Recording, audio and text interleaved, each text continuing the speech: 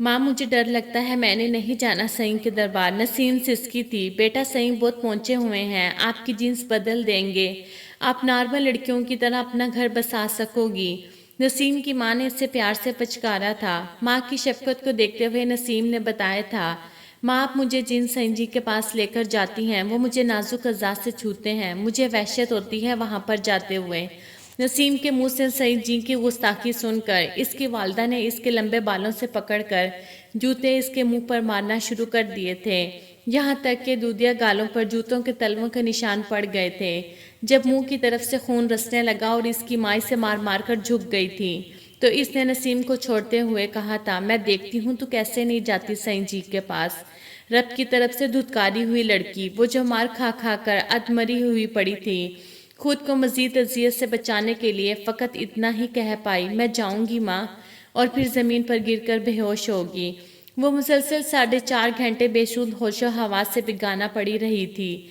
शाम 4:30 बजे इसकी माँ ने इसके मुंह पर पानी के छींटे मारकर इसे उठाया था और भूखी प्यासी नसीम को लेकर साईं जी के दरबार पर चल दी थी। दरबार पर पहुंचते ही सईं जी ने अपनी सारी खबासत के साथ इनका इस्तकबाल किया और नसीम को पकड़कर अपनी गोद में बिठाने की कोशिश की, मगर वो दामन बचाकर अपनी माँ की ओट लेकर बैठ गई ताकि सईं जी की कभी हरकत से बच सके। मगर सईं जी ने अपना नल्ली जलाल दिखाते हुए नसीम की माँ को आज रात नसीम के साथ यहीं रखने पर राजी कर लिया था और इस तरह शाम ही इसे चीले वाली जगह बिठाकर नसीम को लेकर अपने हुजरे में चले गए थे, जहां शराब नोशी के बाद मुख्तलिफ मंशियात का इस्तेमाल करके नसीम का जिनसी इस्तेसाल शुरू कर दिया था और इलाज के नाम पर इसे हवस का निशाना बनाया जाने लगा। तकलीफ से कराहती पीटती चलाती नसीम की चीखें सुनकर भी सईद जी के जलाल से डरते हुए इसकी माँ ने इसकी खबर ना ली। यहाँ तक कि 3 मर्दों, पीर साहब और इनके चेलों की ज्यादती का निशाना बनने के बाद वो एक बार फिर बेहोश हो गई।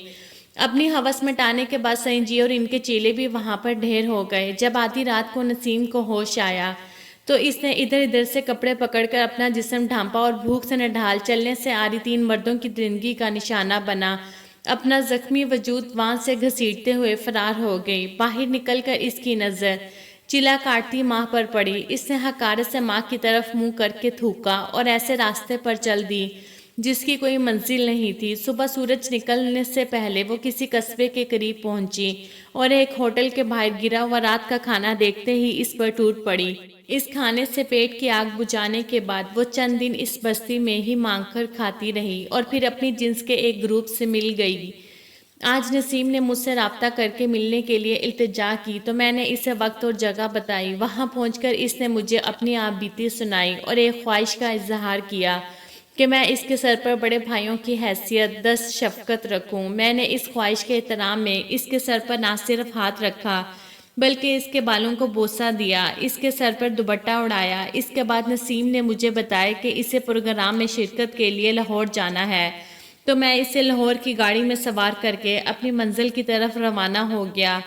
मगर मेरे अंदर आज भी कलक है कि एक भाई की हैसियत से मैं इसे चाहते हुए भी इस फंशक में जाने से ना रोक सका जहाँ इसको नी मरिया लिबास में लोग देखते। गाड़ी में बैठते हुए मुझे नसीम ने कहा था, मेरी कहानी के नीचे लिखना कि साइंस और साइंस जितनी भी तरक्की कर लें, अल्लाह ताला की पैदा की गई मखलूक और तखलीक को नहीं बदल सकते, ताकि मेरे बाद कोई और माँ अपनी नसीम को अपने हाथों से किसी साइंस को सौंप कर इसकी हवस का निशाना न बनवा दे।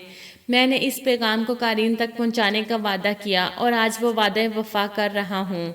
दोस्तों प्लीज़ मेरे चैनल को सब्सक्राइब करके मेरी वीडियो को लाइक कर दें। शुक्रिया।